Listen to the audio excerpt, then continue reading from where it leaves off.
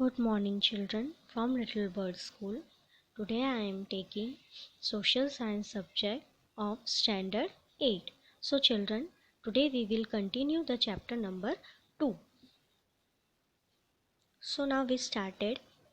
Landforms like mountain, plateaus, plains, and valleys are seen on the lithosphere. Yes, हम lithosphere में क्या क्या देख सकते हैं, जैसे कि माउंटेन मतलब पहाड़, प्लेटोज मीन्स एक एरिया जहाँ पे हाई लेवल मतलब हाई ग्राउंड हो, ग्राउंड जैसा है. Then plains, valleys are seen in the lithosphere. Plain means एक ऐसा एरिया जहाँ पे फ्लैट लैंड है और थोड़े बहुत ट्रीज होते हैं, उसको हम प्लेन्स बोलते हैं. और दूसरा है वैलीज. यहाँ पे क्या होता है, एक लो एरिया जहाँ पे लैंड और बिटवीन हिल्स यानी पहाड़ों और ज़मीन के बीच में जो रिवर स्ट्रीम यानी जो पानी बहता है वैसी जगह उसको हम वैली बोलते हैं. तो ये सारी चीज़ें हम लिथोस्फीयर में देख सकते हैं. The temperature increases as we move towards the centre of the earth. तो इसमें से जो टेम्परेचर है वो इंक्रीज होता है यानी बढ़ता है. कहाँ पे? Towards the centre of the earth. That's why the molten rock in the interior of the earth are known as magma. तो जो अर्थ के अंदर रॉक पाया गया है वो it is known as magma. There are many gases present in the interior of the earth. ऐसे बहुत सारे गैसेस जो अर्थ के अंदर पाए गए हैं which rise up with pressure and heat, जो कि उठते हैं. ठीक है, राइज अप मतलब उगना बहुत प्रेशर और हीट के साथ. But the pressure of the rocks of the surface of the earth is equally strong. But ये जो प्रेशर है और सरफेस है जो अर्थ का वो इक्वली इतना स्ट्रॉन्ग होता है. Thus the balance between the two is maintained. So इसका एक बैलेंस बना हुआ है. So the crust of the earth does not break. जो एक क्रस्ट है वो कभी ब्रेक नहीं होता है. When the balance between two is not maintained, the crust breaks and volcano erupts. जब ये बैलेंस बिगड़ जाता है और बैलेंस मेंटेन नहीं हो पाता है तब ये क्रस्ट ब्रेक हो जाता है यानी टूट जाता है, जिसके लिए वॉल्केनो इरप्ट होता है यानी ज्वालामुखी फटती है. Then mummy how is the lithosphere useful to us. Dhanveen mummy को पूछ रहा है कि मम्मी ये लिथोस्फीयर कैसे यूजफुल है हम लोगों के लिए. Where can we construct our home if the lithosphere is not there. हम हमारे घर को कहाँ बना सकते हैं अगर लिथोस्फीयर ना हो तो. Without lithosphere how can we get water to drink, agriculture for food, minerals for industries and forest.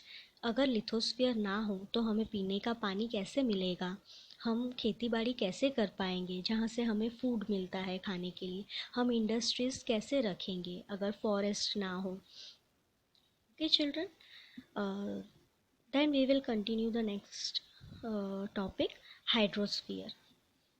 Now let me talk to you about hydrosphere. Yeah, we will discuss in detail about hydrosphere. The hydrosphere is a liquid component. जो hydrosphere है वो एक liquid component है. कहाँ पे पाया गया है? अर्थ पे. It includes the oceans, seas, lakes, ponds, rivers and streams. क्या क्या इसमें पाए गए हैं? नदी, तालाब, झरना, ठीक है, छोटे छोटे तालाब, समुद्र. On the surface of the earth the area of water is more than that of land. अगर हम अर्थ का सरफेस देखने जाए तो जो एरिया ऑफ वाटर है मतलब वाटर का जो मतलब एरिया है वो काफ़ी ज़्यादा है लैंड से. Hydrosphere covers 71% of the earth surface. Hydrosphere 71% cover किया हुआ है अर्थ सरफेस का. A water body is hydrosphere that carries a huge amount of water in the ocean. जो भी वाटर बॉडी है, ठीक है, उसने एक बहुत ज़्यादा पोर्शन कवर किया हुआ है. जो पोर्शन हम किसके नाम से जाने जाते हैं? ओशन की। This oceans are the Pacific ocean, Atlantic ocean, Indian ocean and Arctic ocean. 4 oceans के नाम हैं, जैसे कि Pacific ocean, Atlantic ocean, Indian ocean and Arctic ocean. All this oceans are connected with each other.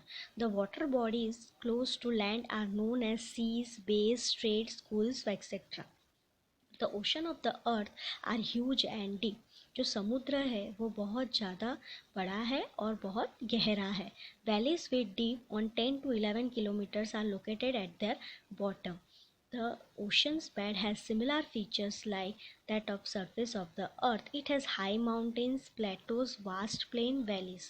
तो जो ocean है वहाँ पे जो सरफेस ऑफ द अर्थ है उसके जो ऊंची ऊंची पहाड़ें हैं, प्लेटोज भी है, वास्ट प्लेन्स भी है और वैलीज भी है।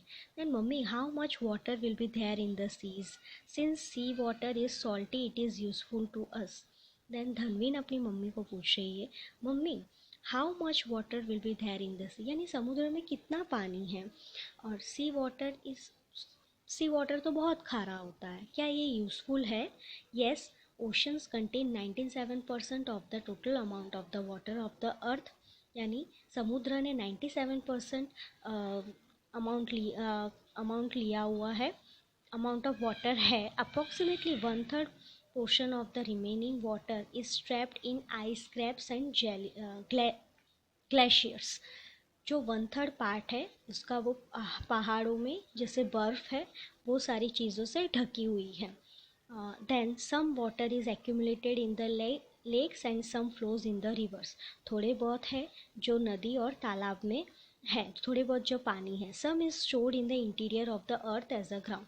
जो थोड़ी बहुत पानी है वो अर्थ के अंदर पाई गई है, जैसे कि जिसको हम बोलते हैं ground water. The amount of potable drinking water is very less. यानी जो थोड़ा पोर्शन है पानी का जिसको हम फ्रेश वाटर बोलते हैं वो थोड़ा ही है, जो बहुत प्रीशियस है।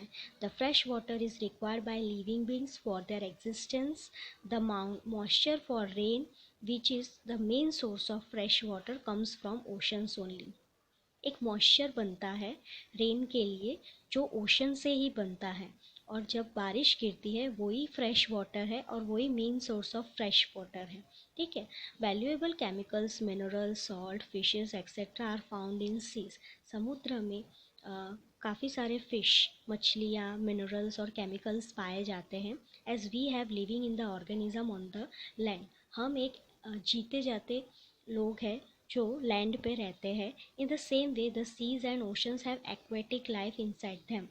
उसी तरीके से जो समुद्र में है वहाँ पे हम देखेंगे समुद्र के अंदर मछलियाँ, काफ़ी सारे एक्वेटिक एनिमल्स पाए जाते हैं जो वहाँ रहते हैं समुद्र के अंदर। The tremendous forces of waves and tides are currents of oceans are potential।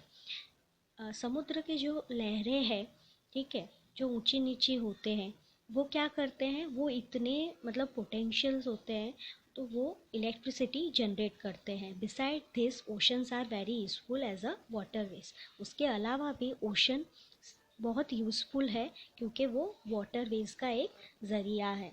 ठीक है। So children, up to this we will continue this chapter in our next lecture.